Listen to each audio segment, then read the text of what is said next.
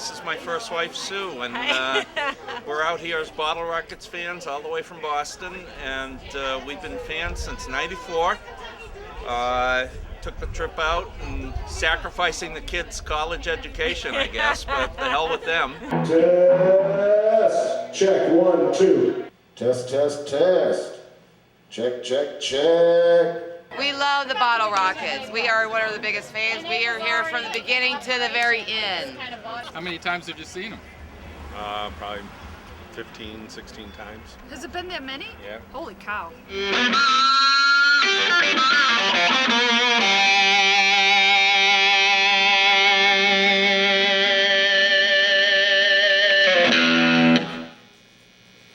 Mega distortion. We're all from Festus, Missouri, where the Bottle Rockets are from. So your t-shirt seen them probably 35 times. And Great. this goes to show you right here. That's from 93. '93, actually from like '93.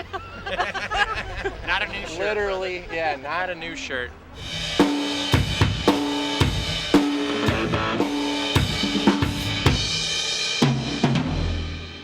Wanted to see Taylor Swift for like 6 months now, and we couldn't be more excited. I mean, we've had to wait in line for quite a while, but for star quality like that, we think it's worth it. So we're excited.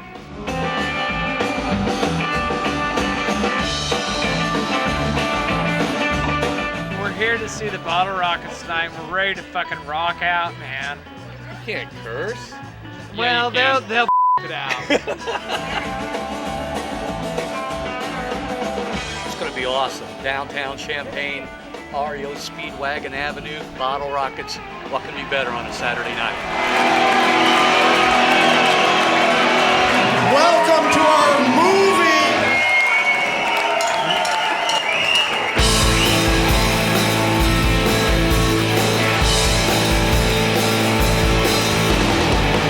We were married in a fever when we were both 18. But our fever died so cold when we reached 23. Now I got me a little boy, though I don't get to see him much. His mom, she's remarried, well, and his new dad could give him more than love. Waiting on a train, waiting on a train. The engine dirty and the cars are playing. Like me, he's moving slow, but he's got two things on me, you know. Diesel power and he feels no pain. I'm sitting at this crossing, watching these Burlington Northern cars. My alternator's discharging, and it's so baby, she ain't long for far. Wish that I could fix it, you know my dad, he would've known how. But the alcohol took him away, and only you, Lord, could help me now. Waiting on a train, waiting on a train. The engine dirty and the cars are playing. Like me, he's moving slow, but he's got two things on me, you know. Diesel power and he feels no pain.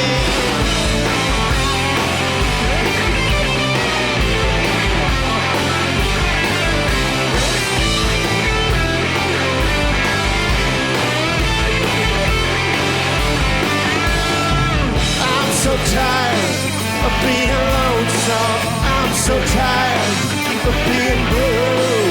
I'm so tired of waiting only for the day I could see you.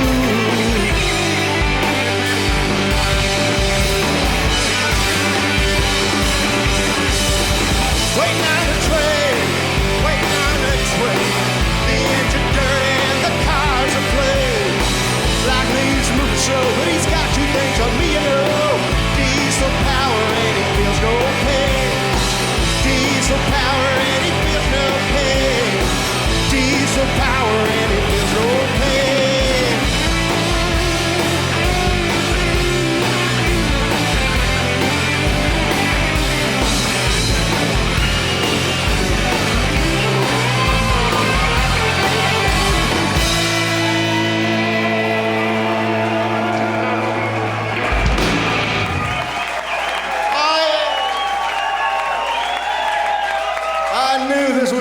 place to do this show. I knew it.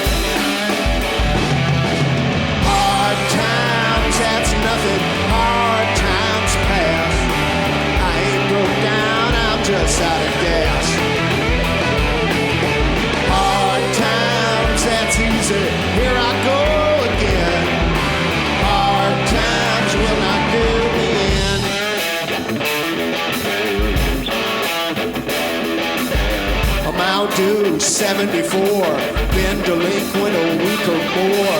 Hard times will not do me in. They will not do me in. They will not do me in. They will not do me in.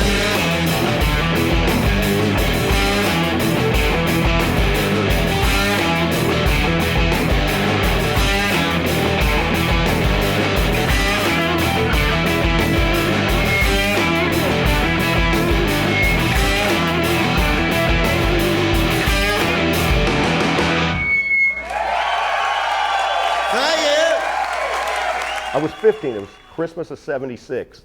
I got an acoustic guitar for Christmas. And that's when I actually got serious, you know, '76. But you know, in '76, by that time I was a teenager and I was listening to like Leonard Skinner and you know, Rush and bands like that, which is, that's pretty heavy stuff if you're trying to figure out a G chord, you know. It's like you think you can't do this, you know. It's like, okay, I want to, but I can't. But then what else happened around '76, '77 was the punk rock hit, you know. And then all of a sudden I was like, man, those guys' fingers don't look like they're moving that much up here, you know. And so that's when it got serious. Punk rock like gave me the, you know, the feeling that I could do it, and actually I broke through thanks to the punk rock thing, you know, the Ramones specifically.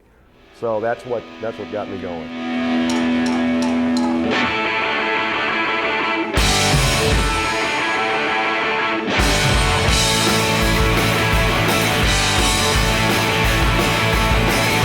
The birds have all gone south now, ever since you've gone. There's been 1,000 days ever since you've gone. There's still a memory hanging out around the barn of the way it used to, the way it used to be, oh, the way it used to be. I can still remember it just fine. But the things that bother me are the things no one can see, and it's hard to see them coming from behind.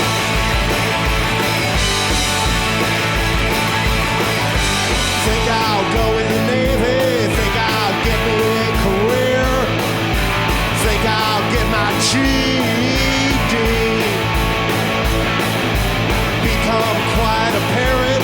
There ain't nothing around here except the way it used to, the way it used to be, oh, the way it used to be.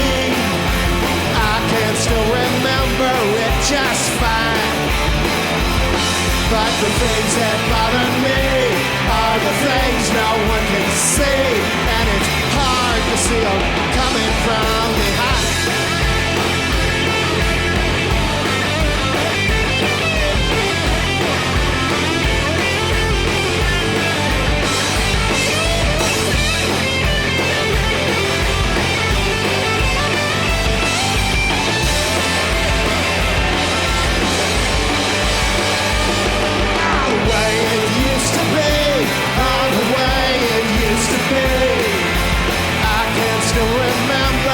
Just fine.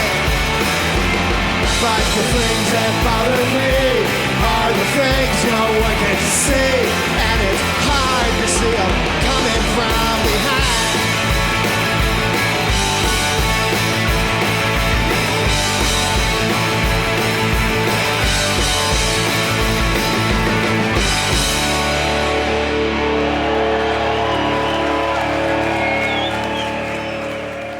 It must have been like 6th or 7th grade when I first tried to play guitar. It just didn't work. It didn't stick.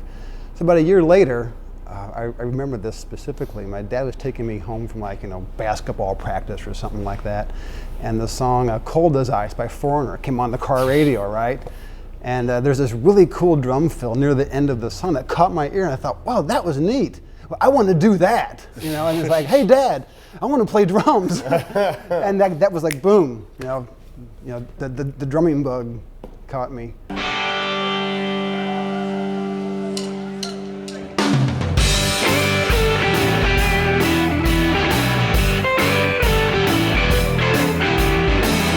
Woke up a little stronger. Yesterday's buzzing around my head.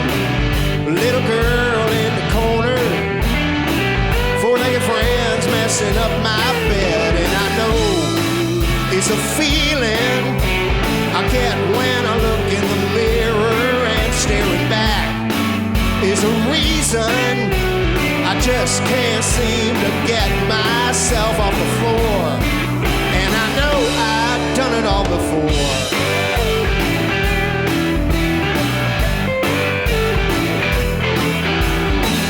Today's a little colder, can't seem to quit seeing red.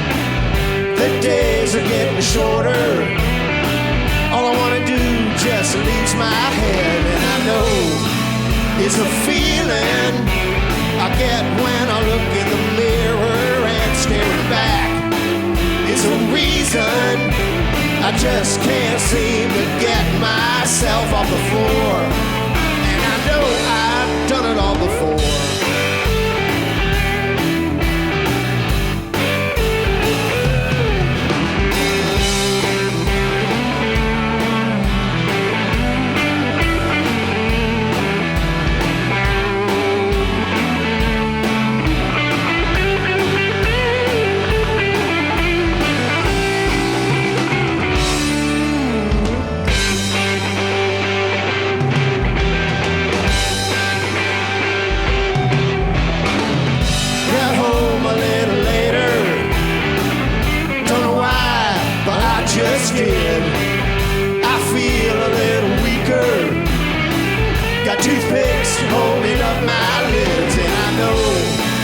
It's a feeling I get when I look in the mirror and staring back. It's a reason I just can't seem to get myself off the floor. And I know I've done it all before.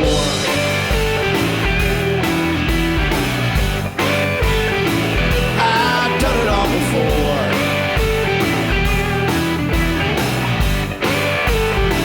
I've done it all before.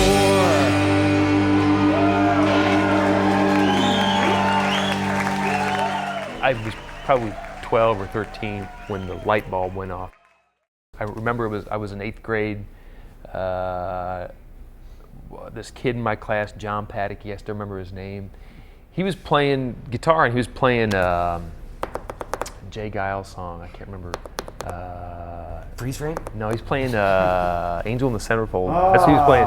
And he was playing it, and I saw him playing it, and suddenly it clicked. It was like, oh, you can play the music that you like. And for some reason, I had never like made the connection before that, but I made the connection. I was like, fuck, I gotta do that.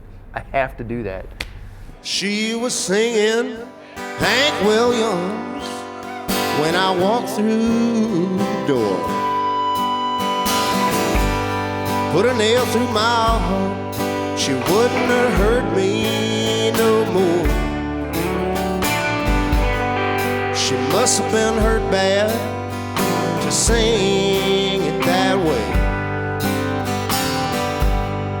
Made me want to hold her, tell her everything be okay. Said, what are you doing in a place like this, girl? Any fool could see you're the queen of the world.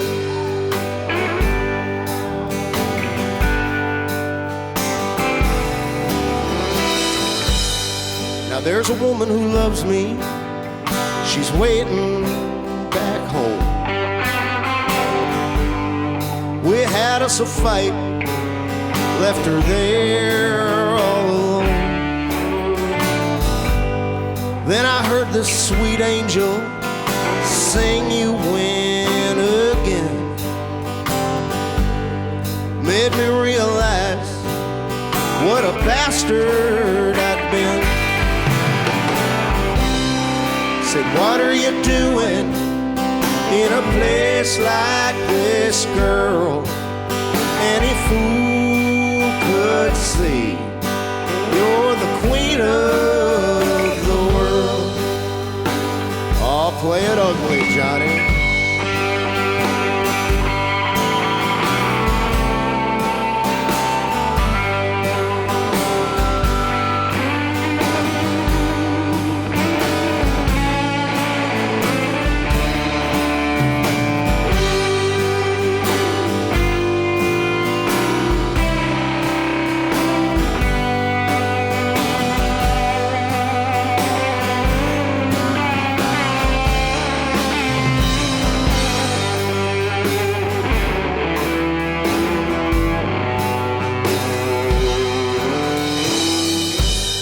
So I put down my drink and I ran out the door. And I found her home crying just like before. With my hat in my hand, I bowed my head. I begged her forgiveness, and here's what I said. Said, what are you doing in a place like this, girl? Any fool could see you're the queen of the world. Yes, any fool could see you're the queen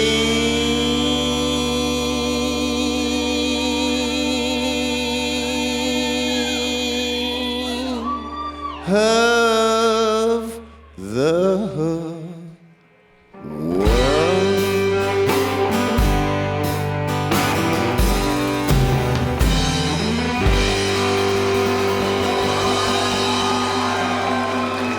Thank y'all. I was 13 and I had an older cousin, Tom, who played bass. Went over there the first time I saw a bass guitar or anything, and he was playing along with Foghat Live. So he put it in my hands, and I surprisingly could kind of do what he was, slow ride and stuff like that. And then a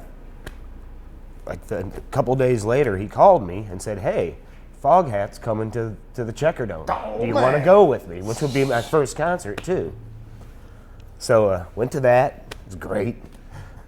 Smelled funny, but it was great. And then I just talked, and like 2 weeks later, I came home from school, and my cousin's Electra Rickenbacker 4001 copy and his little bass amp were sitting in my living room. I was like, "What's?" My dad was like, "It's yours. I just bought it off Tom." And I was like, "What?"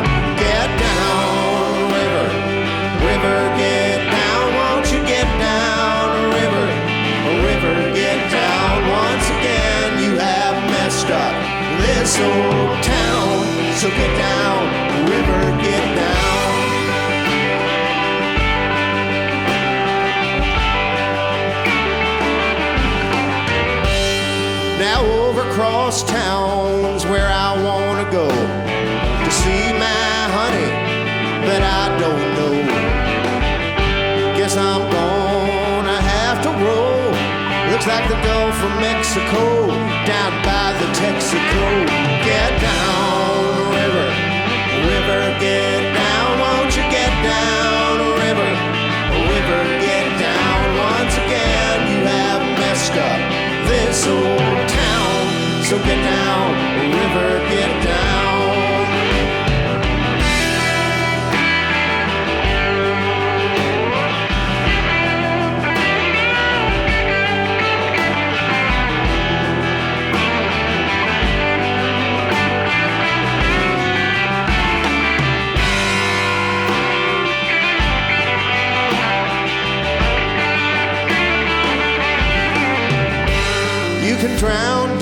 town when the river runs wild. Been happening here ever since I was a child.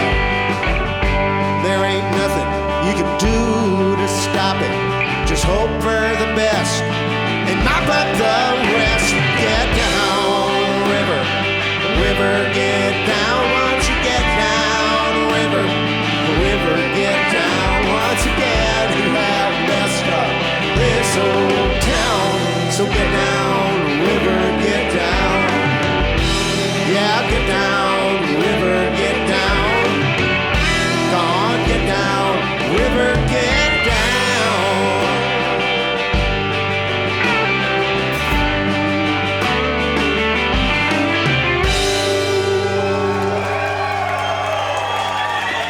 Thank you. 1, 2, 3, go!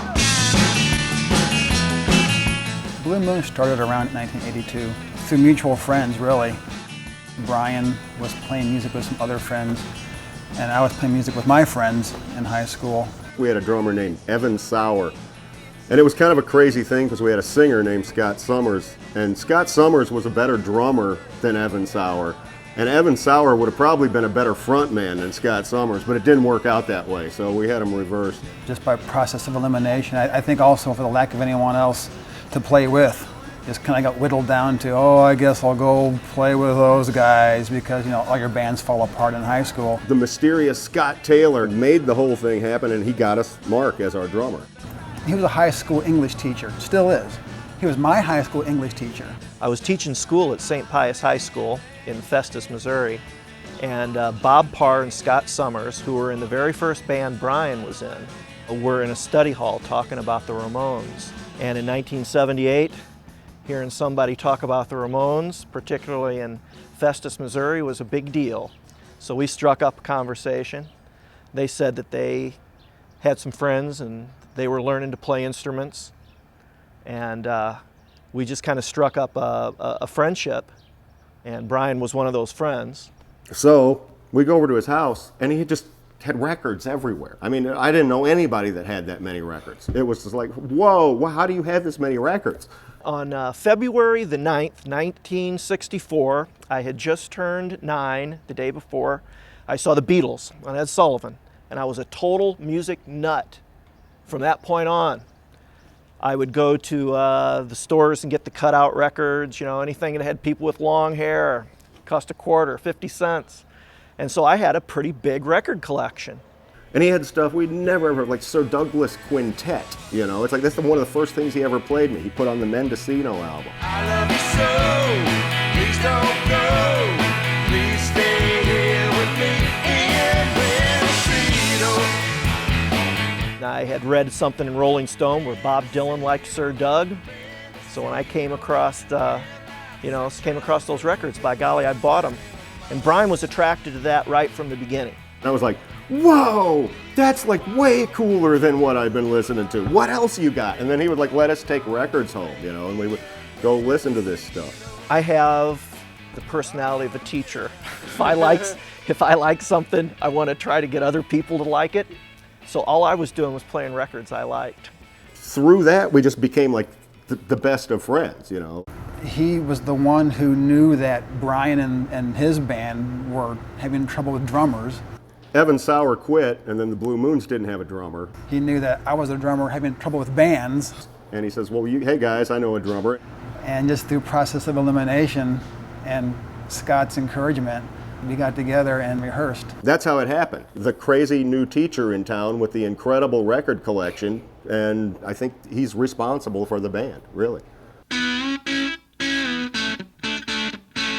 We got some gigs. We were doing shit like Get Off My Cloud, Doo-Wah Diddy Diddy, and stuff like that. A lot of cover songs, 60s garage music, but also doing originals as well.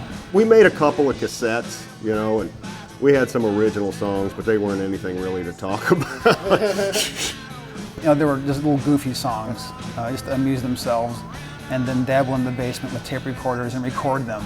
But it wasn't any serious effort at making a statement.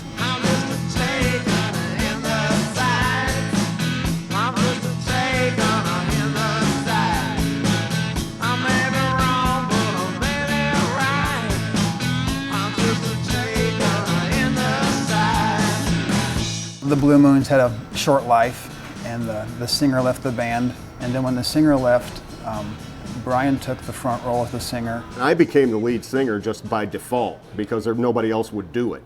And changed the band name. The bass player was Bob Parr, and his younger brother Tom Parr joined the band. It was kind of backwards of the Blue Moons. We started off with the intent of being a cover band. The idea is to stay locally in the Festus, Crystal City area, and to do that you had to play country music to play in those clubs.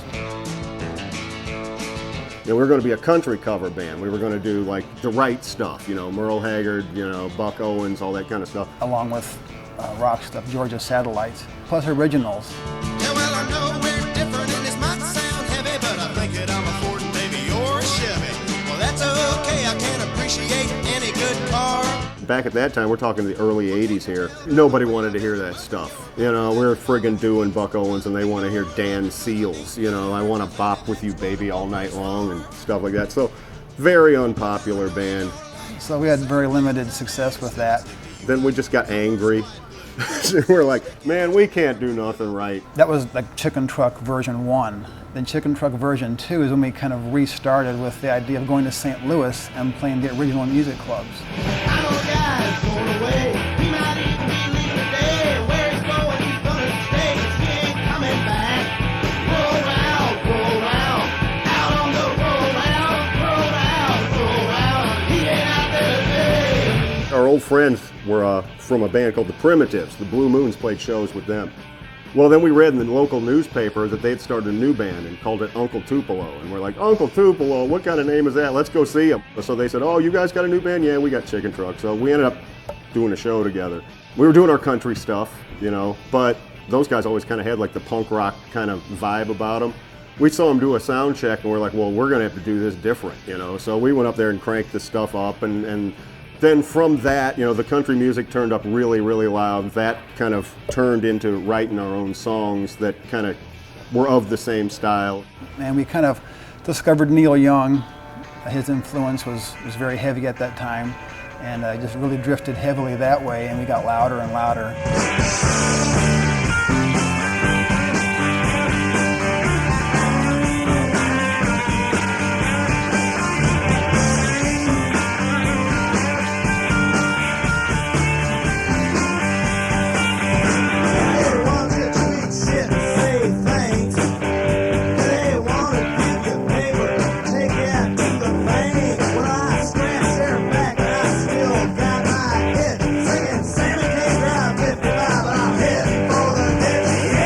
Right around that time, the Chicken Truck time, Uncle Tupelo got a record deal, okay? And we were like, we want that too. And so they were out going on the road. Well, Bob Parr, our bass player, he did not want to do that. He had no intention of doing that. He liked staying around at home and whatever. So long story short, Chicken Truck ended.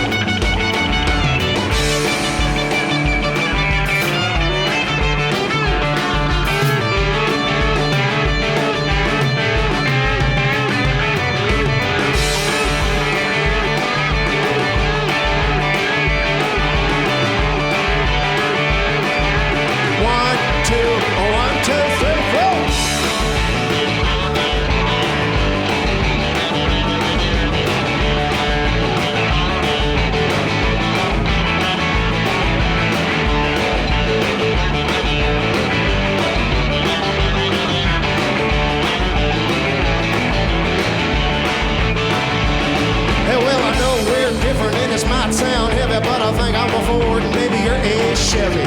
That's okay, I can appreciate any good car. Can't you tell by the way I've been a-bumping your bumper, then I'm following close, trying to be your lover. Ain't gonna hurt you, honey, that's what a bumper's for.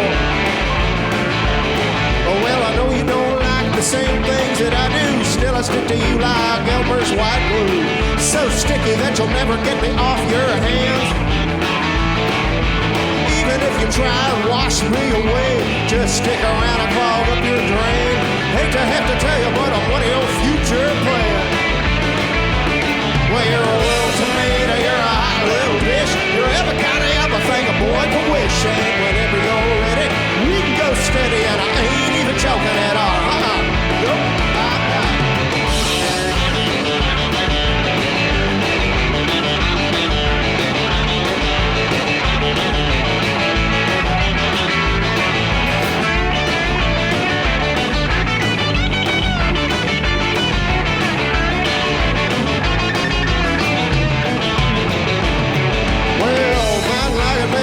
Just tell you, you're my favorite flower. I love to smell you. Pretty as a starfish sticking to the ocean floor. Now you're my sweet and I can't get enough. You're an Oreo cookie with the double stuff, and I'm so fat on you, won't ever get skinny no more. Well, you're a little tomato, you're a hot little dish. You're every kind of everything a boy can wish. And whenever you're ready, we can go steady, and I ain't even joking at all. No, I ain't even joking at all. Said I ain't even joking at all. Why would you think that I was even joking at all?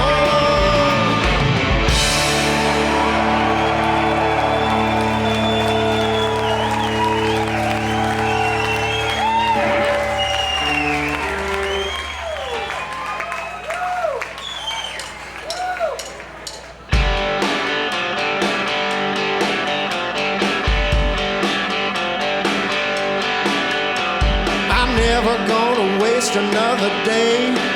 No, I'm never gonna waste another day. But she knows I will anyway. Yeah, she knows I will anyway. I'm never gonna tell another lie. No, I'm never gonna tell another lie. But she knows I will by and by.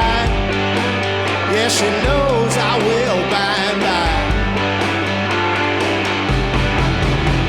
Shame on me. Shame on me. Well, it might be wise to look in her eyes and say, the shame on me.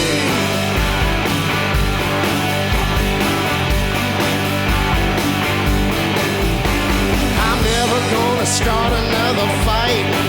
No, I'm never gonna start another fight. Ah, but she knows that I might. Yeah, she knows that I might. I never want her knowing me this well. No, I never want her knowing me this well. Well, she knows that's dumb as hell. Yeah, she knows that's dumb as hell. Shame on me. Shame on me.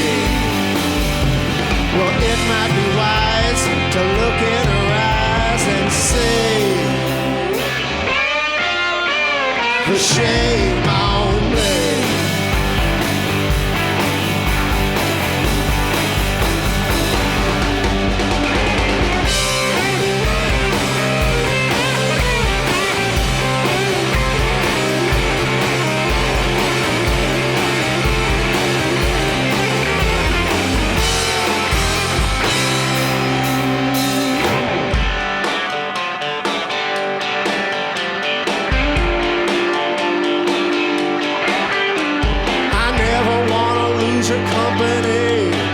No, I never wanna lose her company. But she knows who holds that key.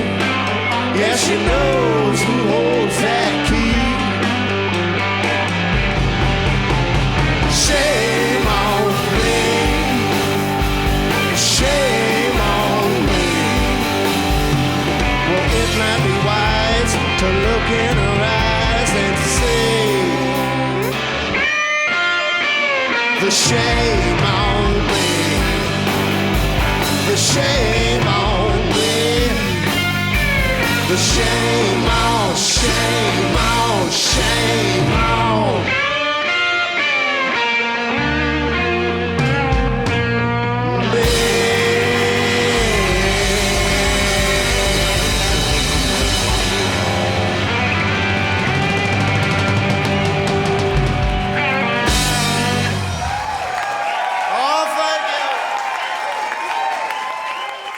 My old pals, you know, the Uncle Tupelo guys, they were like, well, heck, we could use a guy on the road, you know, just a helper. So I hooked up with them and went for 3 years as their helper. It was never really like a full-on roadie job. It was just kind of like helper job. It's like, okay, you want to help me carry stuff? And I'm like, maybe, you know, and you want to play mandolin?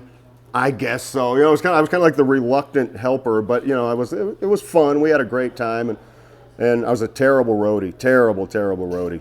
I moved to Nashville, and I figured, what's a drummer going to do by himself in St. Louis? Come on, it's not a music center.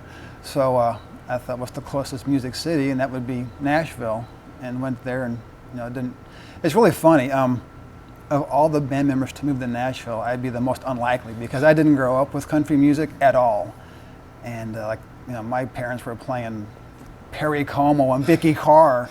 It's a wonder I like music at all, I guess. In my mysterious positioning in Uncle Tupelo, you know, just kind of like with them everywhere they went with no real job description. And so I went with them when they recorded their second album out in Massachusetts. And that was the early days of the DAT recorder. They'd record their album all day, and then at night we were all living in the studio. It was like a residential place. And so at the end of the day, we'd go down and play with the DAT recorder. Well, those guys were always, you know, they didn't want to mess with their own songs. They've been recording them all day long. So they're like, well, what do you got? Got a tow from a guy named Joe. Cost $60, hope we don't run out of dough. We'd sit there and, you know, we'd pick up banjos and, you know, whatever, knives and forks beating on the, you know, wood burning stove, whatever. And we'd record my songs just to play with the DAT machine. Can't go west, can't go east. I'm stuck in Indianapolis with a fuel pump that's deceased. 10 days on the road now, I'm 4 hours from my hometown. It's this Heller, Indianapolis, with no way to get around. I became a road musician. I was playing with Shelley West, and I traveled to Europe and did a lot of fun things that way. It's Nashville now. Tonight's guest stars are Shelley West. She's here at the Grand Ole Opry tonight. Miss Shelley West. I've been standing in sorrow's way, way too long. I was always in contact with Brian on the phone, and we'd visit each other, and always with the idea, hey, if anything ever happens again, you know, give me a call. I want to play music with you, because he and I connected. After the album's done, we go out on the road, as we always did, and we were out I remember we were in San Francisco. These are the days before cell phones. So we had to call Tony Margarita, who's their manager, for some reason, ask him a question or whatever, and he asked, you know, Jeff or Jay, one of those guys, to put me on the phone. So I get on the phone. I remember we were outside of Denny's in San Francisco on a payphone, and Tony says, hey, I got you a record deal. And I was like, huh? You know, I'm like, what are you talking about? I'm not looking for a record deal. Well, I got you one, you know, and I said, how did you do that? He says, well, I took that tape you guys made. I got the call, hey Mark, you know, I'm wanting to put the band together. And I said, I'm in. It took him about 10, 15 seconds to decide to do it. So I moved back to St. Louis and started the Bottle Rockets with Brian. Had a drummer. Then Tom Parr ended up hooking up with us from Chicken Truck, our other guitar player. We didn't have a bass player because we didn't know any in town. It was through Jeff Tweedy, actually, that he found us a bass player in Chicago, a guy named Tom Ray. He just came down and told me one day, he says, I met your bass player. He says, believe me, he's your bass player, you're gonna love him. So, met him in Chicago, and it was, you know, perfect, boom. Well, there's a little gas station where I like to go. Tell you there's a little girl there. I'd like to know it's a self-service station, so she don't have to work too hard. The first record was going to be recorded at John Keene's studio in Athens, Georgia in March, like mid-March. And we're driving from St. Louis and got stuck on the Tennessee-Georgia border in like the snowstorm of the century. 13 inches of snow. You couldn't drive and it was impassable. We're in a Kentucky Fried Chicken parking lot, but they couldn't get deliveries, so there was no food there. It just sat there for 2 days. So this big catastrophe hit us on our way to the album. We get to the studio in the afternoon on the third day and just unloaded straight out of the truck into the studio. Nobody told the guy that produced the first album, John Keene, nobody told him that I put a band together. He was expecting Brian solo because Brian got the deal on his own, and I think the demos that John Keene was sent was just Brian, acoustic folky guy. So when we got there, he had the studio fully set up to record me in a banjo, or me in an acoustic guitar. Well, a whole band lands in his lap, 2.5 days late. He switched that crap over real fast, and 45 minutes after we got there 2 days late, we were recording the first song on the album. We probably did the whole thing in about a day and a half to 2 days, I think, something like that, start to finish. And that's why the first album sounds so, I don't know what the word is for it, it's very immediate. Basically, the sound was set by however the hell that first album turned out. Because it was going down, real time. It was kind of like, we're 2 days late, we show up, he doesn't expect a band, and then, we're so late that we have to start recording right away. Tom Ray was still reading chord changes off of a sheet of paper while we were recording.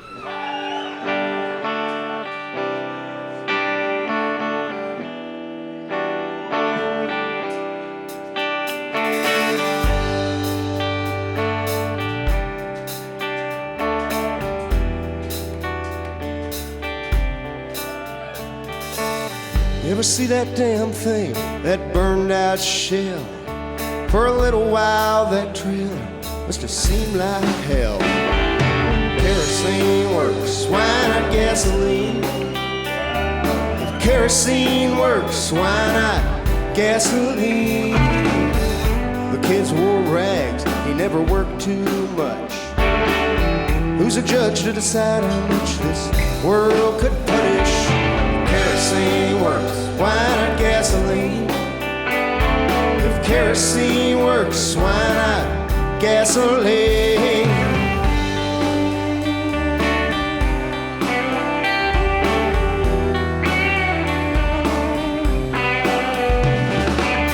Now the welfare check won't pay for the electricity. Wonder who the jury was decided they were all guilty.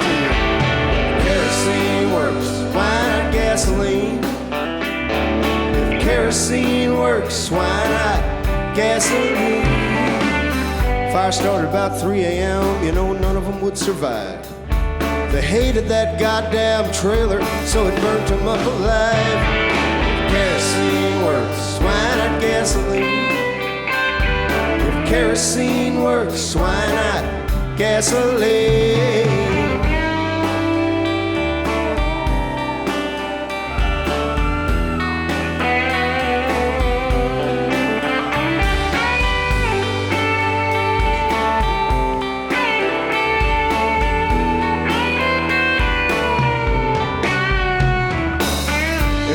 Perfect world, see it tells no lies. It'll burn you down, you try to improvise. Kerosene works, why not gasoline? Kerosene works, why not gasoline? Kerosene works, why not gasoline? Kerosene works, why not gasoline?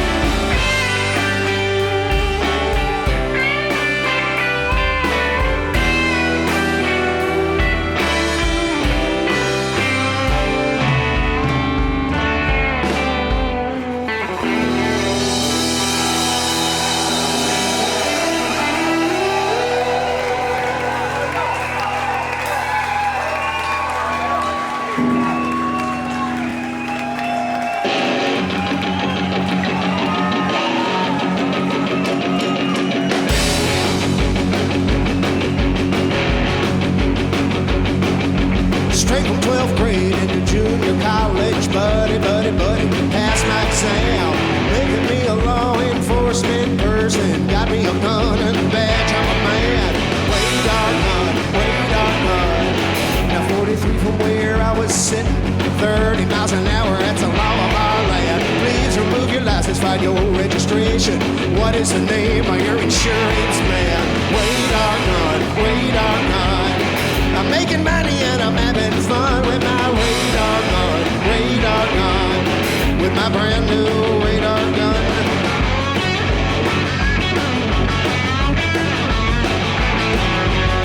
You know, Sheriff William Buckberger says our mayor's got a master plan. New post gun means a cost of living, and one of them stoplights down on Grand. Radar gun, radar gun. I'm making money and I'm having fun with my radar gun, radar gun. With my brand new radar gun.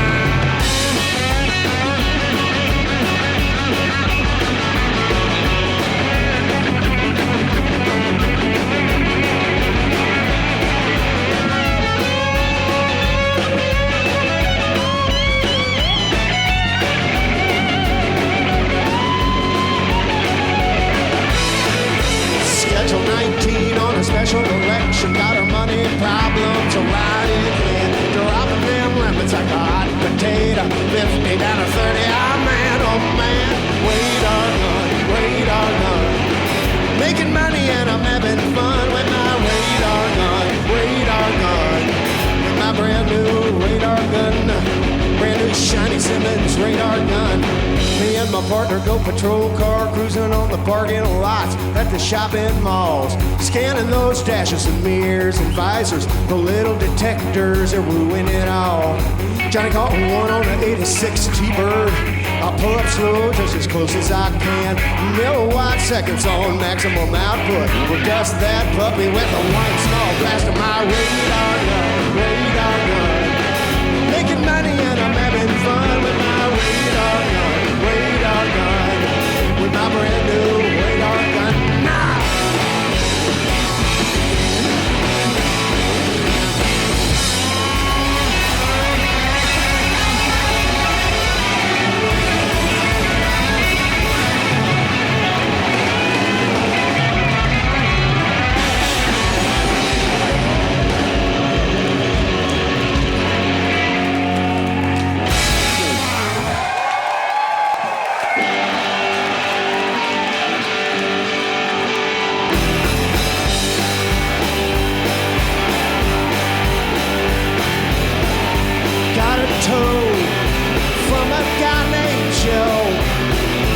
$60. I hope I don't run out of dough.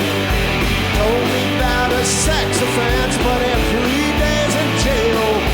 Stuck in Indianapolis. Hope I live to tell the tale.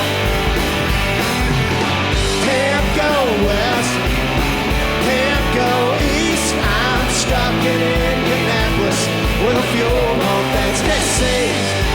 10 days on the road now, 4 hours from my hometown. Is this hell or Indianapolis with no way to get around?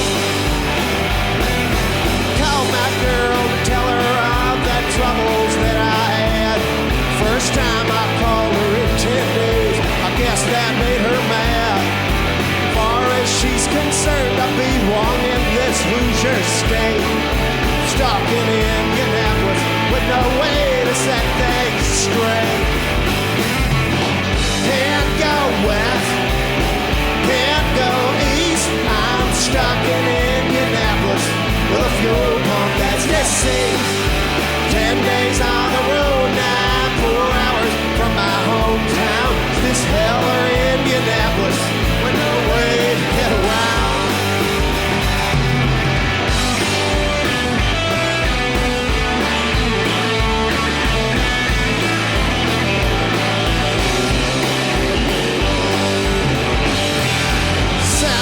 This bar's getting more than I could stand. If I could catch a ride, really think I'd ditch this band. Knows what this repair will cost, scared to spend a dime. I'll puke if that jukebox plays John Cougar one more time. But if I ever leave here, I hope never to return. If I get that van back down the road, I'm gonna burn. But right now my future's in the hands of the boys down at Firestone, stuck in Indianapolis, feeling all alone.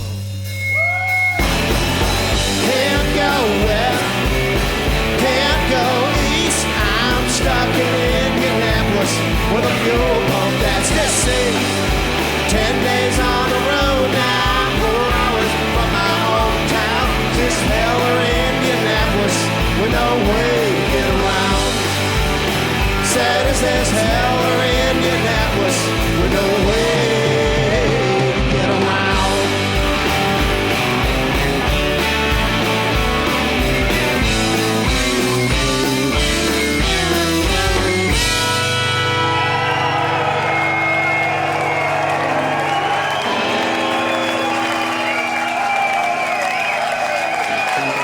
Thank you so much. I knew Rosco from being in the band the Del Lords, because I used to go see them when they'd come to St. Louis. He was just a musician that I knew of. He was one of the first famous people I had heard of in the music business. And certainly the first one that expressed any interest in us. I think the story is Rosco knew the label manager at Eastside Digital, Steve Daly.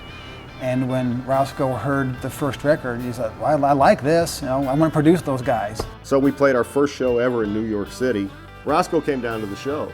That was pretty exciting. It's like, oh, here's this famous guy, and he's at our show.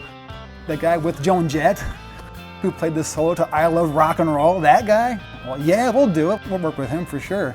We hooked up. It's like he did our next album, which was the Brooklyn side.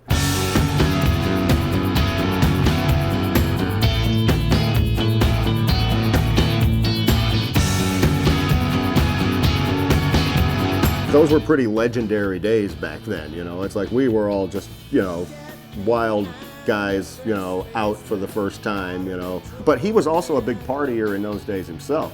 So he was smart enough to figure out, we make the party here. The party is in the recording studio, and then they'll stay. When gravity fails and I'm falling down, glued to the ceiling, spinning around, well, that's when I'm counting on you. It was a good match. Roscoe's a wonderful guy, he has a wonderful ear. And he can listen to a song and assess it immediately and tell you what simple improvements you can do to make it better. Just all kind of cool ideas and production ideas and arranging ideas. Through probably making that Brooklyn side, we developed this bond with him that was pretty much unbreakable. He kind of became like our father. It's kind of like, man, we don't have to worry about nothing, Roscoe's doing it. So went on and he did the next album with us, which was 24 Hours a Day.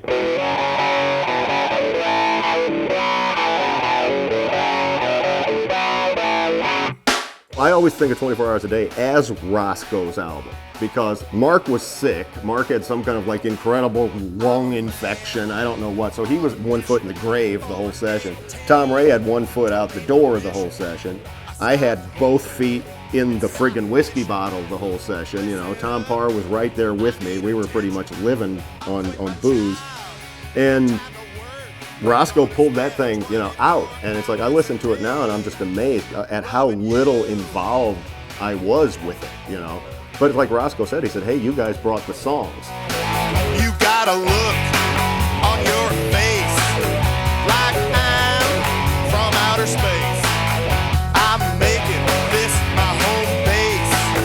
Yeah, I'm moving into your place. I quit my job, no time to work. Gonna spend 24 hours a day loving you. He really earned his reputation with us on that one because he pulled a rabbit out of a friggin' hat on that one. And then we went on ahead and did the next album with him, Brand New Year. By that point, things were getting weird. It's like we had a new bass player, we had Robert Kearns in the band. We were on a new record label. There was all sorts of trouble with that. And we had no management at the time. And so it became this very, very screwed up thing. It was like a grudges between the record company, between Rosco, fights. It was like this shit. It was like some kind of Fleetwood Mac scenario kind of going on.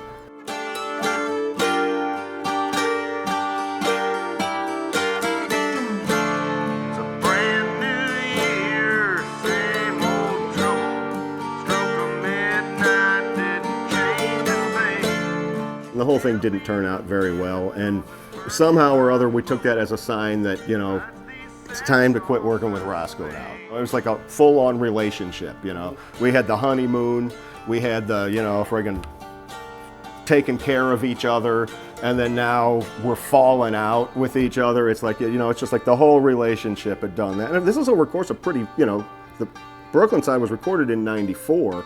Brand New Year was '99, so this is a 5-year period, you know, so that's a pretty good run working with the same guy.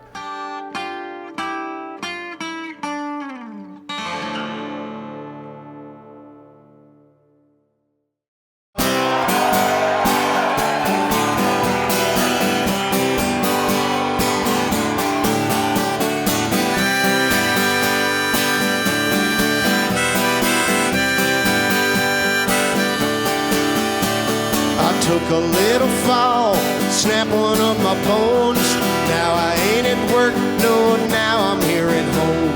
A guy like me don't get many lucky breaks, so when he gets a good one, he grabs all he can take.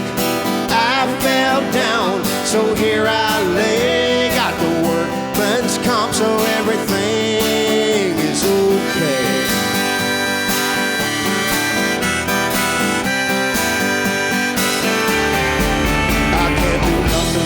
Myself, my baby's upset, says if I don't get better, she's gonna break my neck, but I'm sleeping in late.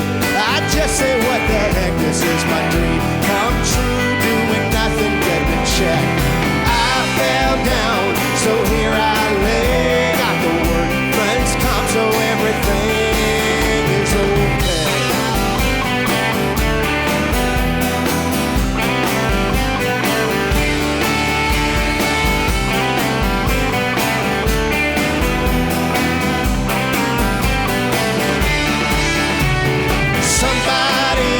Put the sheetrock up. Somebody else from the working class.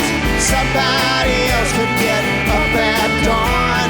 Now everybody else, you just kiss my ass. I'm a day-to-day guy, got no retirement plan. Work until my body gives out. A small-town laboring man. I got lucky this time with the right Diamond Joe. If this happened last month, no compensation, no dough. But I fell down, so here I lay. Got the workman's comp, so everything's okay.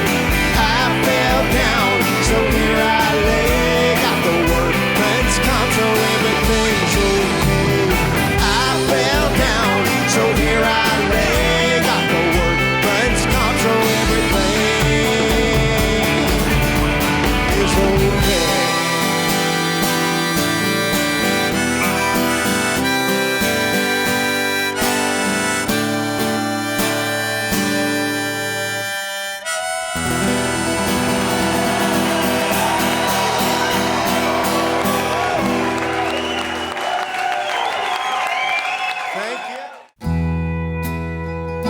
We're going through a transition at that time. Every band has members who come and go. Every band member has their own breaking point. So we just lost Tom Parr. He's been with the band for quite a while. We weren't ready to fill that spot just yet, so we played as a three-piece for a while. I thought, let's make the record as a three-piece. And Warren Haynes offered to produce it and, of course, play on it. And we couldn't pass that up and ran with it. My honey's coming home. She's flying in tonight. When she touches down, I'll start to feel alright. They captured that moment in that stage of the band's career, the three-piece. But the band never had the intention to remain a three-piece. Ever since that sky fell down, we got away. Yeah, we got away. Yeah. Meet at the baggage claim. Crowd of confusion, I call her name. Lost in the luggage by the carousel, and it's hard to tell if all is well.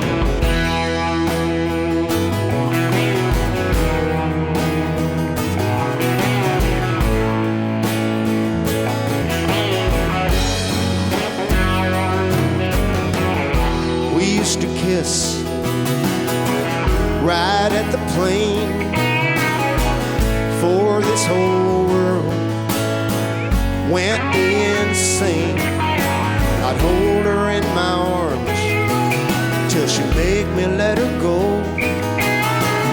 Then we'd walk and we'd talk and take it slow. We'd take it real slow, but now it's at the baggage claim. Crowd of confusion, I call her name, and it's so hard to tell if everything is well. Flowers at the gate, well, they used to be romantic. Now it's replaced with something more frantic.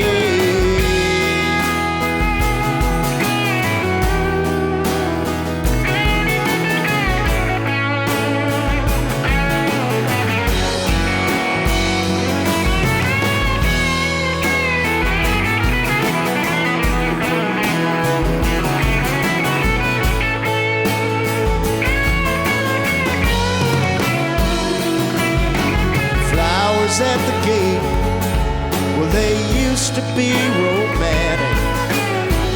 Now it's replaced with something more frantic. Here at the baggage claim, crowd of confusion, I call her name.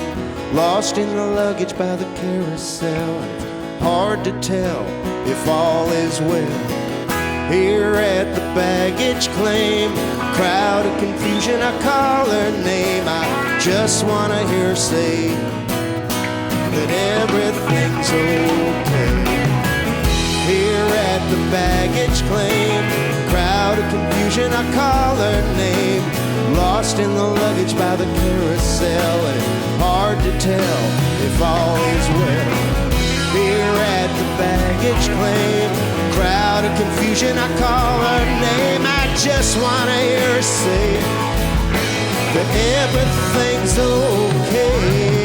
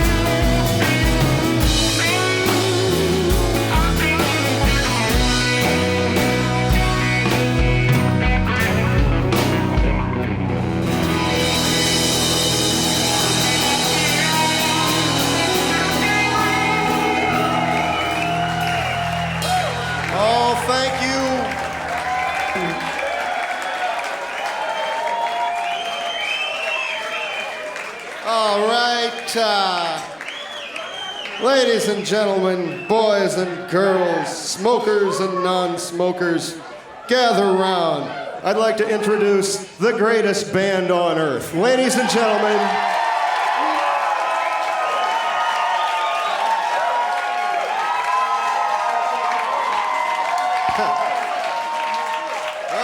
yes.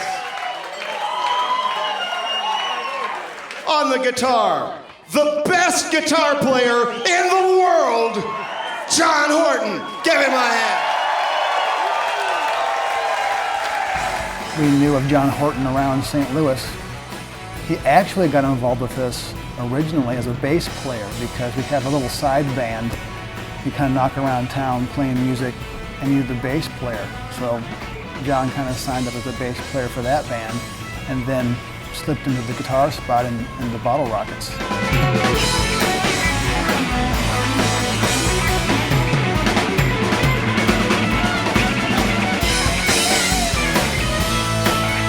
As a good weapon to add to the arsenal. And then he and Brian started working off of each other with guitar parts, and we didn't have that before John.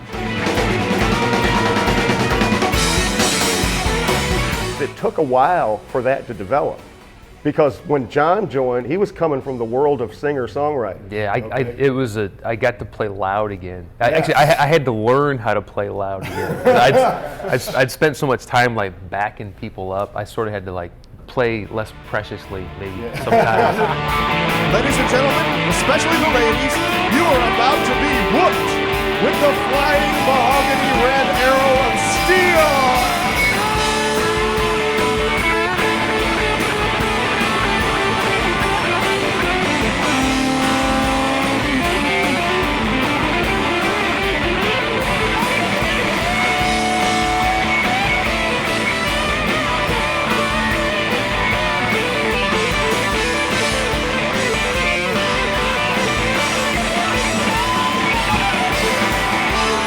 I had been waiting 10 years for like, you know, the dogfight partner.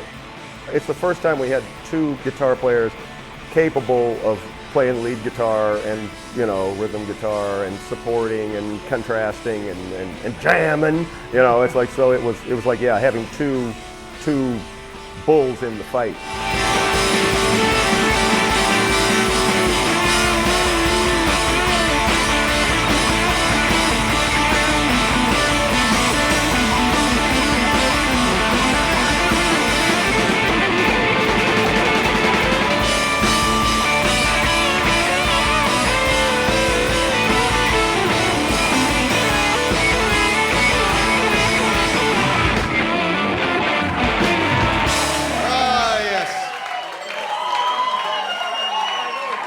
On the bass guitar, the best bass player in the world, Keith Vogelin.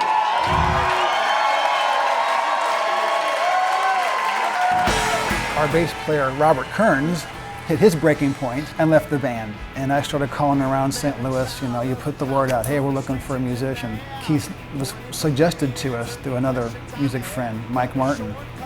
And Keith was too good to be true. You know, he sang, he played bass. The wrong way isn't the wrong way, and the wrong turn isn't the end.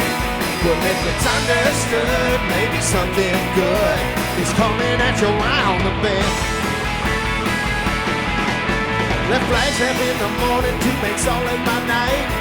To ride across the moon, I hope it's right. Basically, Mark made the connection to get him to come over. But I do remember this about Keith, and it was kind of like the big man stepping out of the mist on the boardwalk. He knocked on the door of my house, and I opened the door, and as soon as I saw him, I said, that's the guy. I didn't even hear him play a note. I just said, there's our bass player. I just knew it. Saturday night over Strawberry Hill, you know I sat on the cup cake and I couldn't sit still. Tried to light a fire, but I couldn't light it. Put a pumpkin on my head, I would have tried to eat it. Stick a rooster down my pants, tried to crow, I was ready for a night of rock and roll. I said, take me to the bank, take me to the bank, kiss me at the bank, kiss me, endorse me at the bank. Come on, baby, let's rock and roll. When he came down into my basement to try out, we like played half a song, and I went straight to the interrogation. You know, look, how many kids do you have? You know, how many? What? Just like this.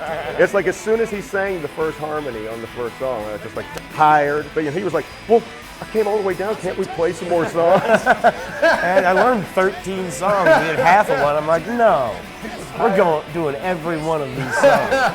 He was hired in like 5 seconds, and it was just like that obvious. Yeah. Take me to the bank, take me to the bank, kiss me at the bank, kiss me, endorse me at the bank. Come on, baby, let's rock and roll. Ladies and gentlemen, the guy who's been looking at my ass for 16 years.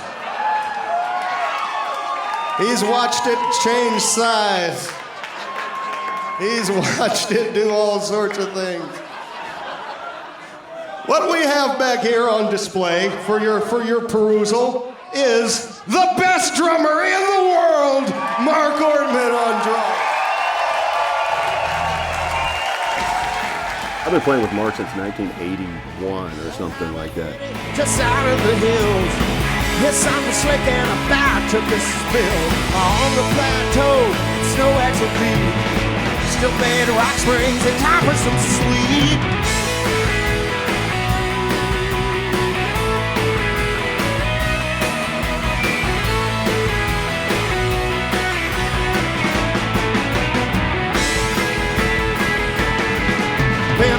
I've never really played with any other drummer.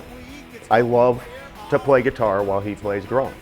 And as long as he's going to play drums, I want to play guitar with that. So the reason that we're still together is because I never quit, because he never quit. He and I have both quit the band many times, and just drift back together. We're like the old married couple that has been together so long we don't have know to the talk quirks to of each other anymore. As an outsider looking in at this marriage, Brian's the dysfunctional one. Mark's the enabler. That's sort of how you can. Oh yeah.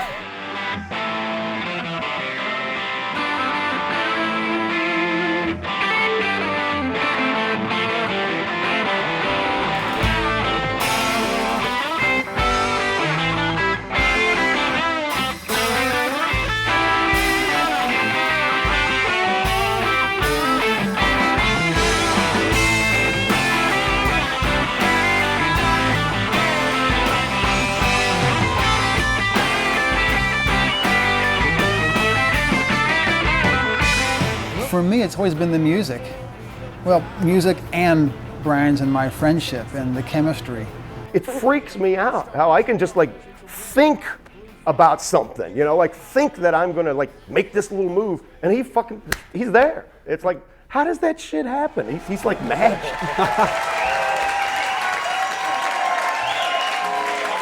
The best band in the world, ladies and gentlemen, the Bottle Rockets.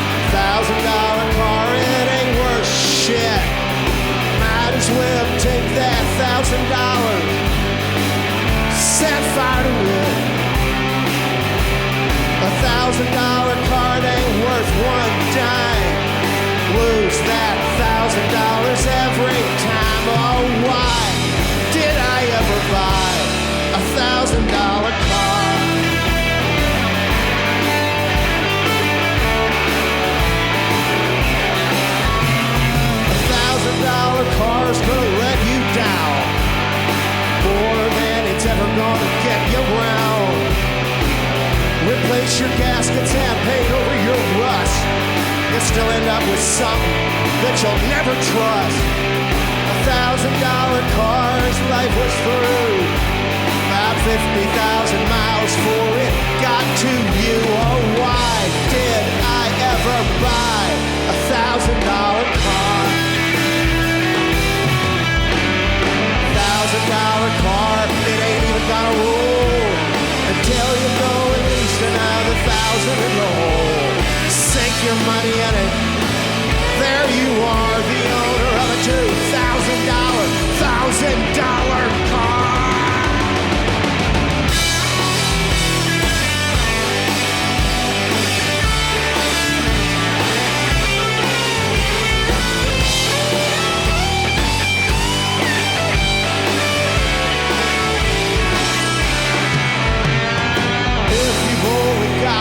$1,000, you ought to just buy a good guitar.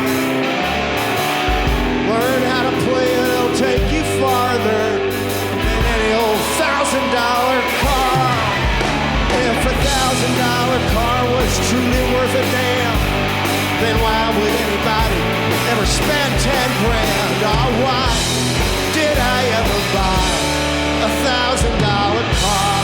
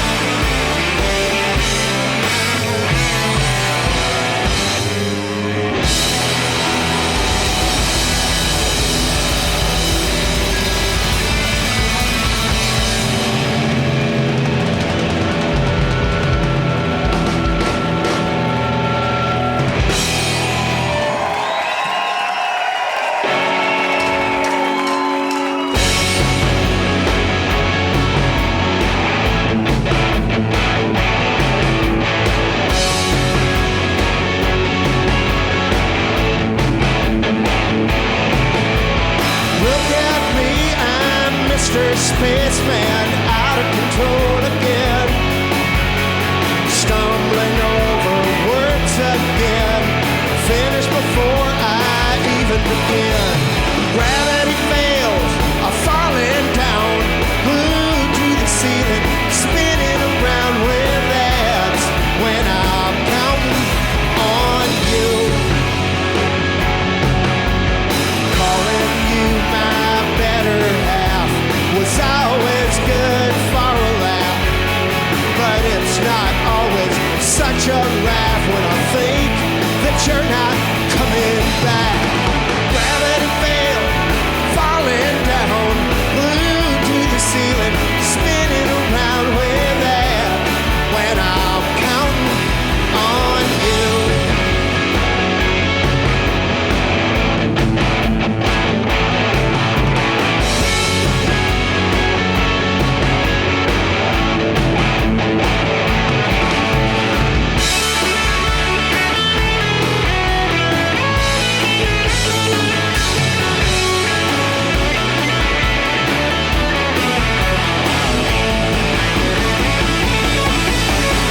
I know I'm asking for too much, and I know I'm always saying stuff, and I mess up so much stuff, and sticking with the fool is tough, but baby I'm saying please, please, please, down on my baby blue, blue jeans.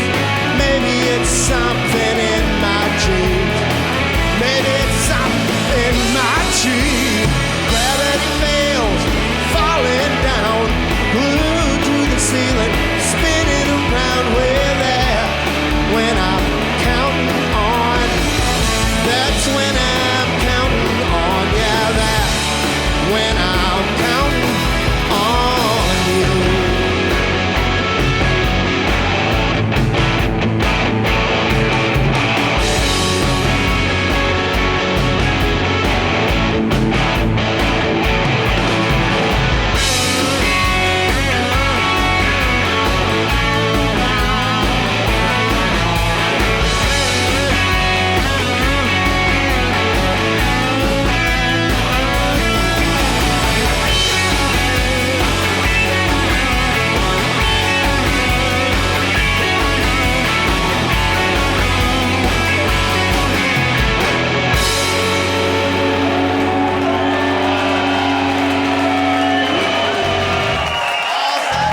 I'm not like the songwriter that sits there and works at my craft. It kind of just falls from the air, more or less. Get on the Bus is the title of this one. Here we go. The way I kind of do it, I have a natural kind of a editing system.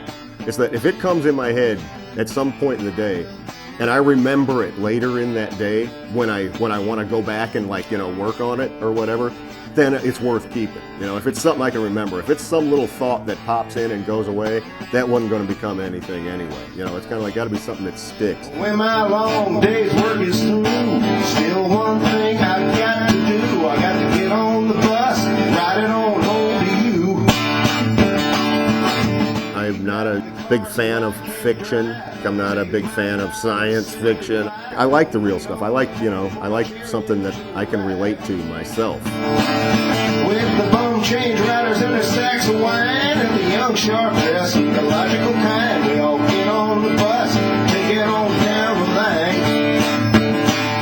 I'm just not a big poetic type of dude. I'm more of a police reporter type of dude. Usually with the Bottle Rockets, typically words will come first, which is different than any other band that I've ever worked with. Usually you have the music first and then you put words to the music. I always end up finishing lyrics before I even mess with music. I'll use some kind of serviceable music, some kind of simple melody in my head. Brian will come in with anywhere from half to about 3/4 of a song. It's like, here's a lyric, here's the music I have for it right now. It's not precious. It's not like some sacred thing, don't touch my song. We'll collectively kind of chew on it and kind of sort stuff out.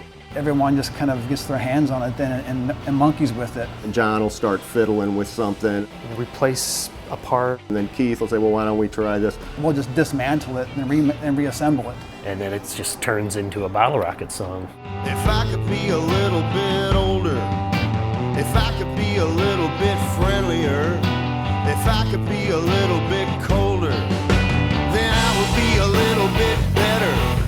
Yeah, I would be a little bit better.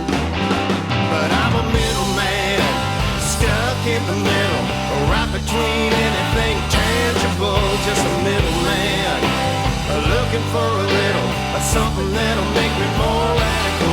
Well, it's the only thing I've ever been.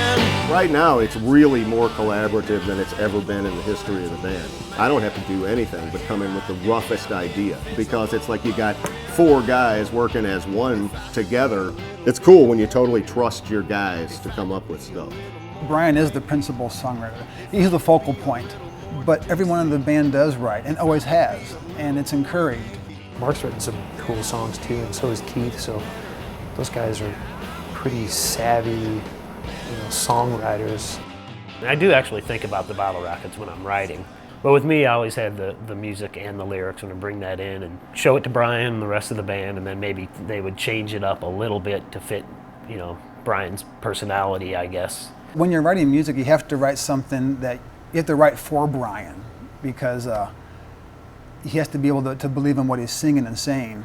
And Scott Taylor, for instance, has been writing, supplying lyrics for years. We were stumbling with our dumb songwriting, making little cassette tapes of our funny little stupid songs that we would make up.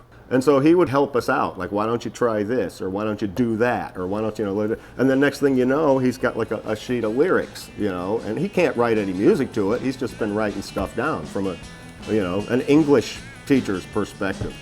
And it was way better than anything we were doing, and we were like, well, heck, we can put music to that. That's one thing we can do.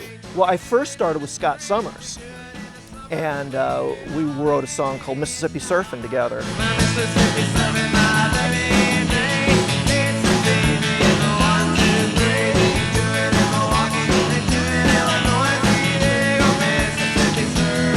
Scott and Brian wrote a lot together, and so before you know it, it was kind of the 3 of us kind of doing things, and then finally Brian and I. Scott's written lyrics to some of our fans' favorite songs. Gravity Fails. Kerosene. Got What I Wanted, Lost What I Had. Zoysia. Welfare Music.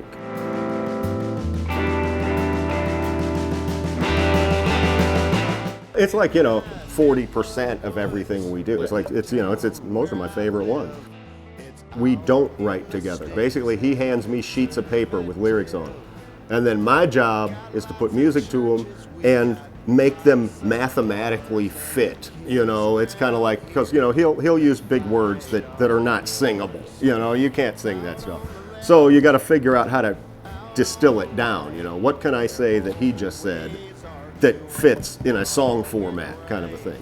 I'm always aware that I'm writing for Brian, always. And I'm trying to come up with something that I think he could reasonably write about. If your neighbor gets the zoysia grass, buddy, you get zoysia too. And maybe if you hurt yourself, he'll mow your lawn for you. He absolutely has to be able to relate to what he's singing. He really wants to be able to be, to inhabit that character in that lyric. And it's really kind of freaky, like divine intervention, how oftentimes I have this music sitting around that one of his lyrics will just lock right in. That happened with Welfare Music. It's like I was using that lick as like to test my guitar in sound checks.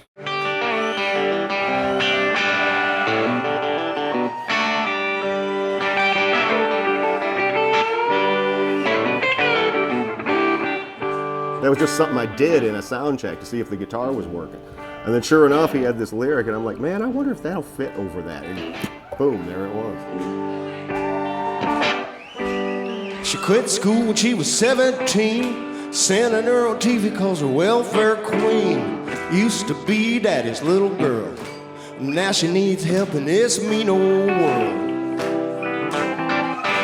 Buys cassette tapes in the bargain bin, loves Carlene Carter and Loretta Lynn. Tries to have fun on a Saturday night, Sunday morning don't shine too bright. It's welfare music to Just watch the baby dance to the welfare music. Will she ever stand a chance?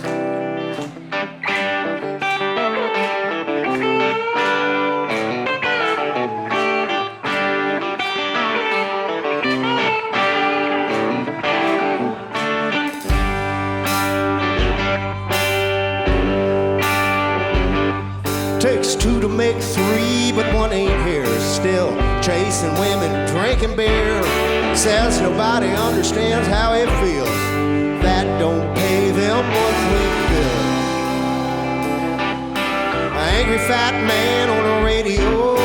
He wants to keep his taxes way down low. Says there ought to be a law. The angriest man you ever saw.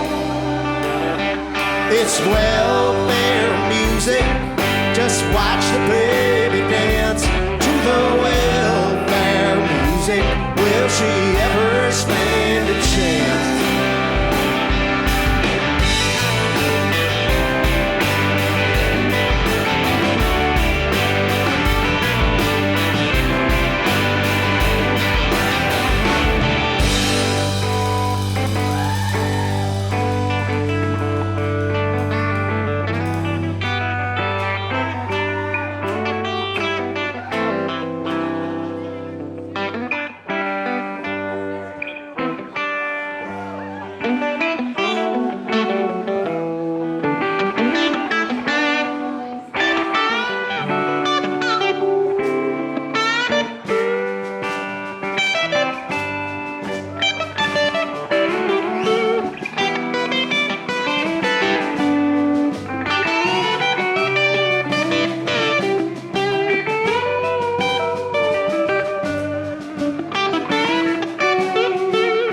band certainly attracts, I think, an interesting cross-section of people. Where right. All you got to do is read our message board. Watch the arguments between the the left and the right going down on there. Exactly. And it seems like you guys are pretty left-leaning. Well, I tell you the truth, in this band, I don't know who leans which way because we don't really, get into it.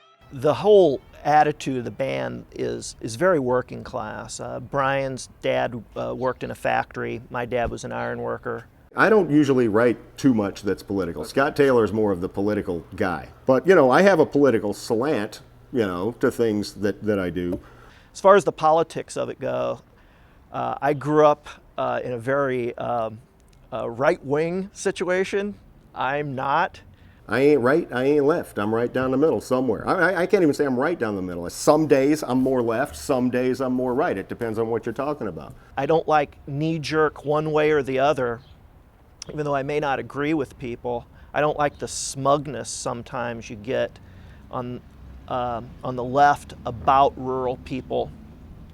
And we've always tried to convey people with dignity, and write about them as real people and not stereotypes. I think that's why there's kind of like a real kind of sense of empathy in the songwriting, because it is about people I know, It's kind of like, and I know all the sides of them, and I don't want to, friggin' rail on them. People are really complicated.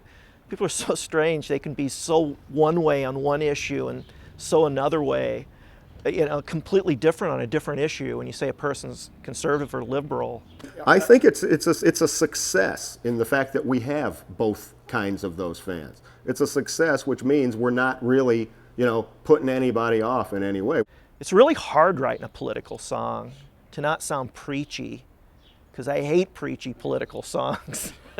Even if they're agreeing with what I agree with, I don't like that. Yeah, friggin' Rush Limbaugh used radar gun on his show. Go figure that. Yeah. He didn't take it off until somebody told him about welfare music. That is a fact. Yeah. That is so funny. Yeah, that's an actual fact. Actual fact. So yeah, that to me, that's a total success. Baby dance circles across the floor, round and round just like before. Baby fall down, baby get up. Baby needs a drink from a loving cup. It's welfare music. Just watch your baby dance to the welfare music. Will she ever stand a chance?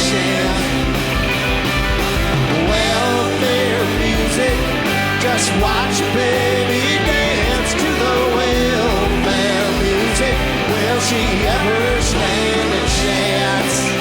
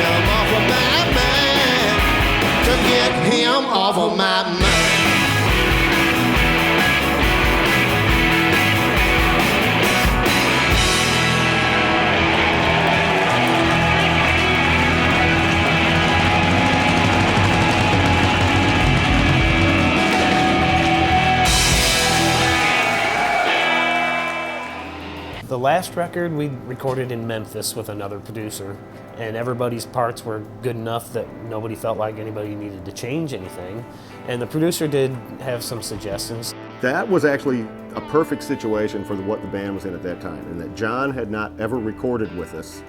Keith had just joined the band, and we had a guy named Jeff Powell producing from Memphis. And he was the perfect guy for that time because he was not invasive on the process. You know, it was kind of like he let us do what we were going to do, and then he just recorded it.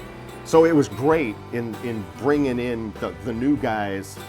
It was kind of like letting a puppy out in the backyard on his own for the first time. You know, it kind of builds his confidence up. So everybody got to contribute in the studio, and everybody did a great job, and it all worked really well. But things took a really long time. We knew going into making this new album that the budget was small and time was tight. And if you want to get the bang for your buck, you've got to go with Rosco. He is a master arranger of things. We call him the Burt Bacharach of roots rock, you know. He's an arranger, you know. He knows how to do that stuff, and he knows how to do it fast. We were joking when we were putting the songs together. It's like, don't know them too well, because when you go in, Eric's going to have all these ideas on what to do, and he knows. You make a song Rosco ready, okay? Rosco ready means that you'll get in trouble by Rosco if you don't know the song, but you'll get in trouble by Rosco if you know the song completely how it's supposed to go. So don't know it too well. You have to know how the song goes. This is like Rosco speak right here. You have to know how it goes, but don't know how it goes because it's not going to stay that way. So in the studio with him, it's pretty much we have our parts, we play it for him, and then he suggests, okay, play this way or do this way, and we try it, and it seems to work out better. The bass line in "Give Me Room," you know, we were kind of like kind of futzing through it, and it was kind of working and kind of not working. It was, you know, kind of slowly coming together, but there was like one piece missing, and you know, we'd play through it and do a take, and you know, we'd kind of talk about it a little bit, and then Rosco said, "Keith, do the Billie Jean on the bass line. Play Billie Jean." It's like, Billie, we're like, Billie Jean. Oh, Billie Jean. Okay. And so, you know, and then suddenly there it was.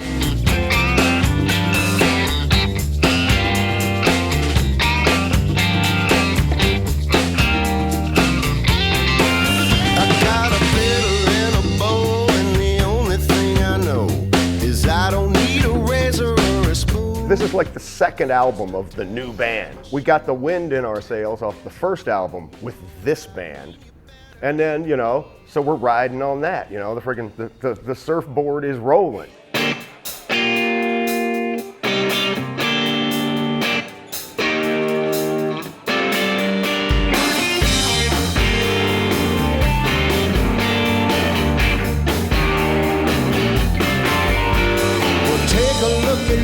I don't see much I'd miss. Now it's not a minute too soon. When you hear that old V8 start to growl and vibrate, you better shift your weight and give me room. Won't take much to see that I'm out of place and time, so you just read the signs and sing the tune. Won't say I told you so when I get the urge to go. I hope you know you better give me room.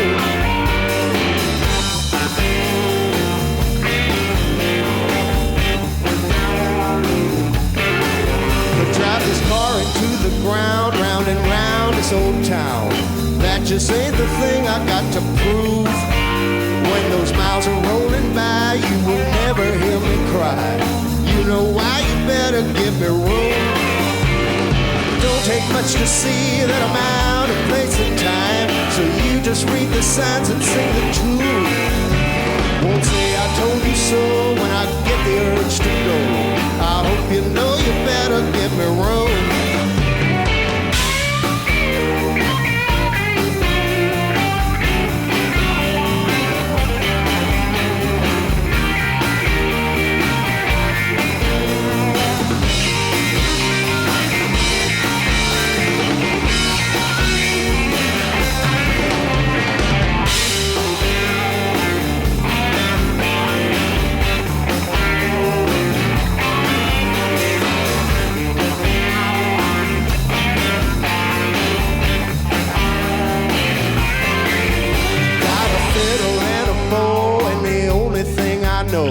Is I don't need a razor or a spoon, just a time-tried machine, a tank of gasoline. You know what I mean, you better give me room. It won't take much to see that I'm out of place and time, so you just read the signs and sing the tune. Won't say I told you so when I get the urge to go. I hope you know you better give me room. Won't say I told you so when I get the urge to go. I hope you know you better give me room.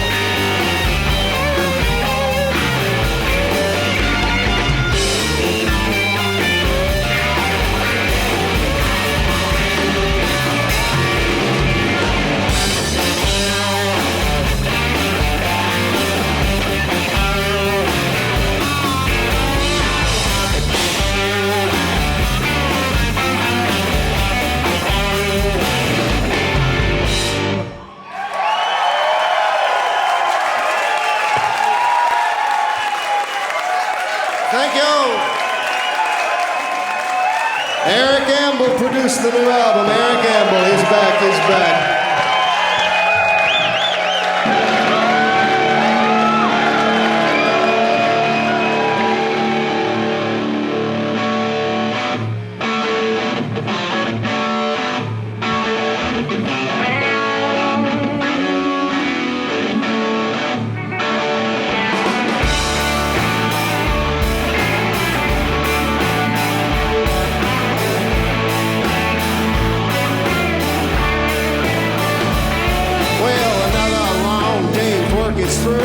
Still one thing I got to do. I got to get on the bus, ride it on home to you.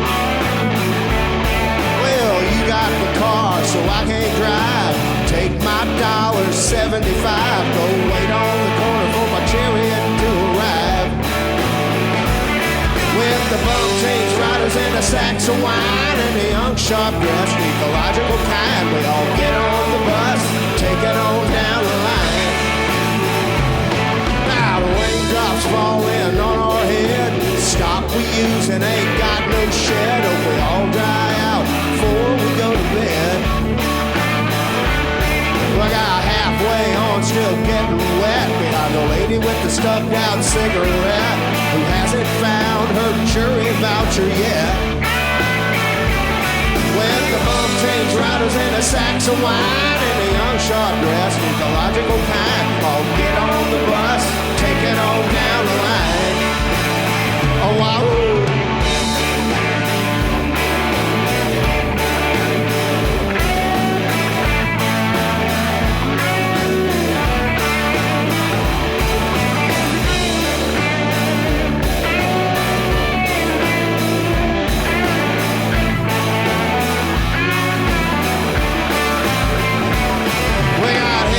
Cell phones, transfers, passes, wheelchairs, groceries, lost sunglasses. Some look crazy, most look bored. Wanna get off, just pull that cord. On and off, between here and there. If we look pitiful, we don't care. All we're trying to do is get somewhere. With the bump change riders and the sacks of wine and the young sharp dressed ecological kind. Get on the bus, take it on down the line. We all get on the bus, take it on down the line. We all get on the bus, take it on down the line. Wahoo!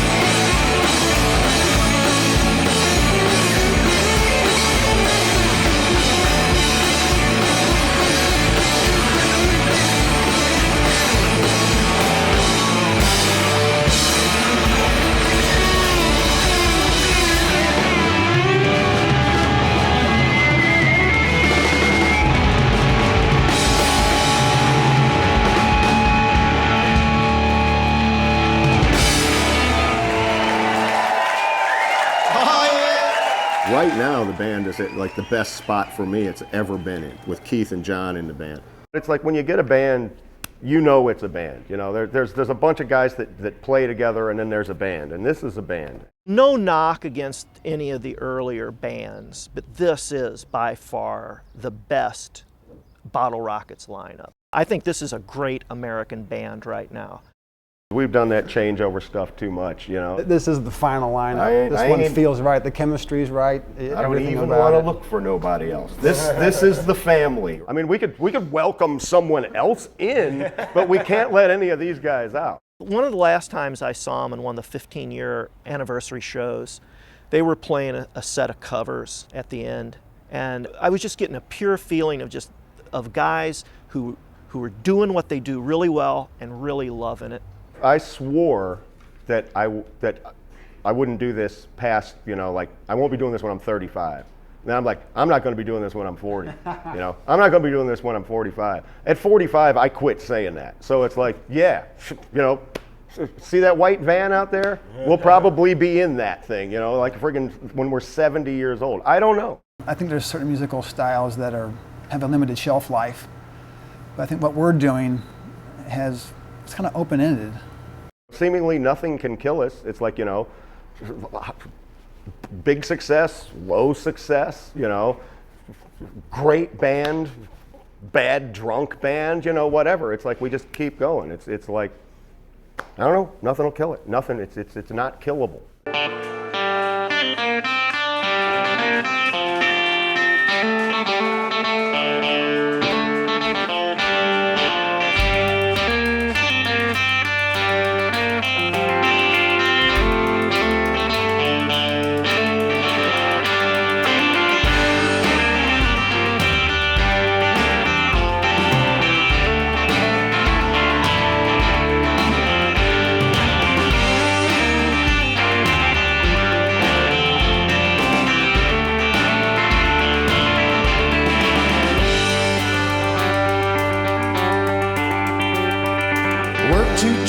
Every day, you never had no fun. You really did rack up the pay, but now your days are done. Saving for the times ahead, never got that far. Oh, a heart attack has left you dead. You can't save no more. Poor rich man in the graveyard, working like a slave. Well, in the end, what's the reward? How much did you save?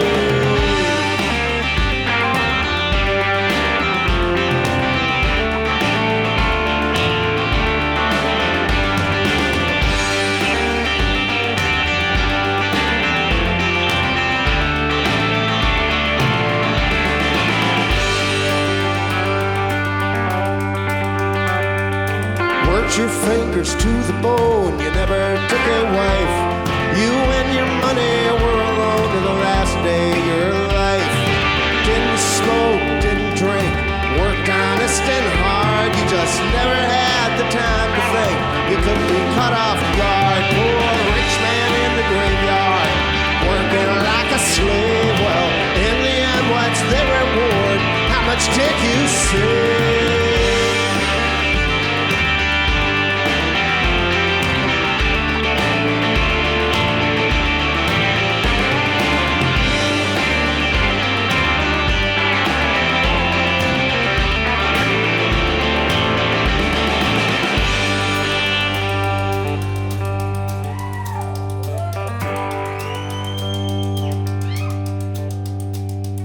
Life is precious, life is short. Did what you thought best. Just never got to use your heart, for it laid you to rest. Poor rich man in the graveyard, working like a slave. Well, in the end, what's the reward? How much did you save?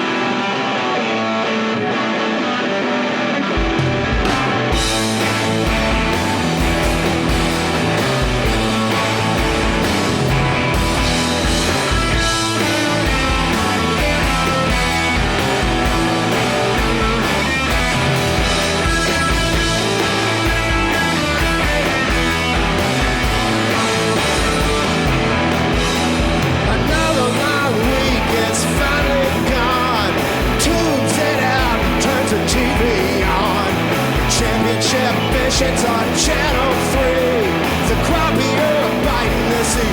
Gotta see, watching Sunday sports in his boxer shorts. Forget the wife and kids and selling auto parts. Sunday sports in his boxer shorts. His only way to get away from everything else.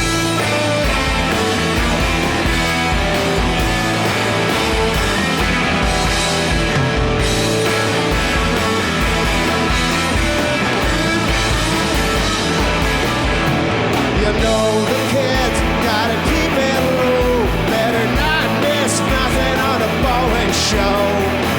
Holds his breath as a ball goes wide. Ain't nothing beats a strike from the Brooklyn side. Watching Sunday sports in his boxer short. Forget the weather kids and selling auto parts. Sunday sports in his boxer shorts. His only way to get away from everything else.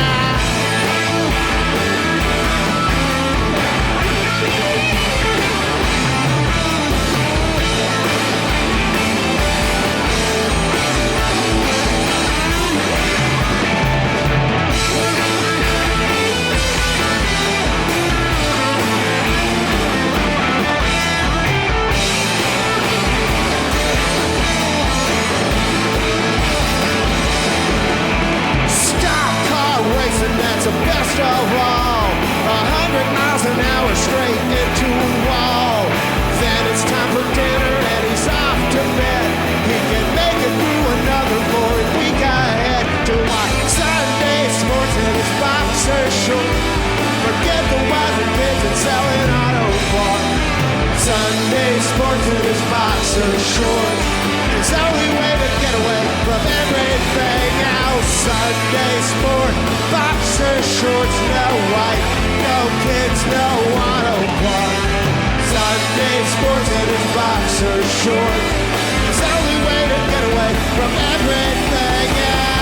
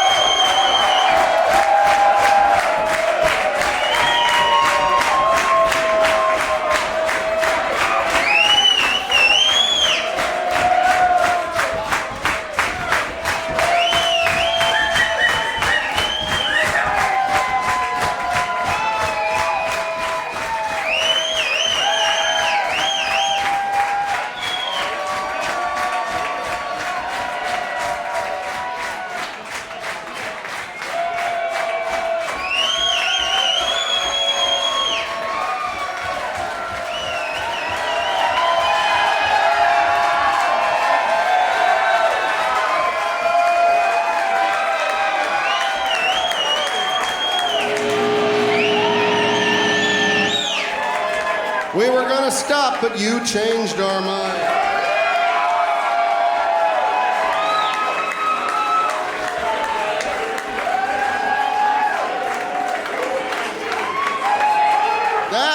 That, my friends, is a genuine encore.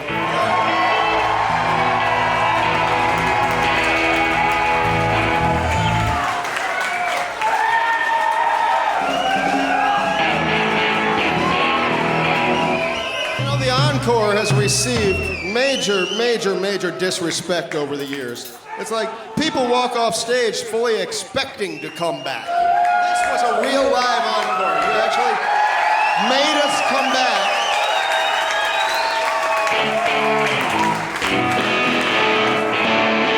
All right, we'll do Heidi's second favorite song.